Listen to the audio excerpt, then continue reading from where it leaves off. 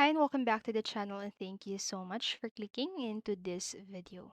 So in this video, I am going to teach you how to download and install the Adobe Creative Cloud for Windows. So make sure that you stay until the very end of this video so you don't miss any important step or information. And without further ado, let's get on it.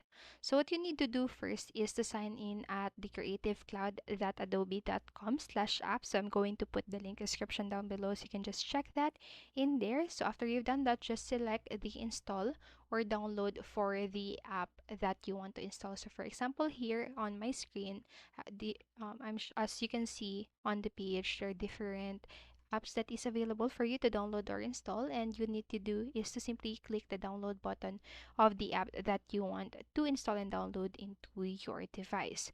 So if you are using an account provided by your school or company, you can request Adobe products or services that you don't already have access to. So next, what you can do here after you downloaded or click the download button, just double click the downloaded file to begin the installation. And once the installer windows opens, sign into your Adobe account and the Creative Cloud desktop app launches automatically and installs your app. So to install more apps, just select install for the app in the Creative Cloud again in the desktop app.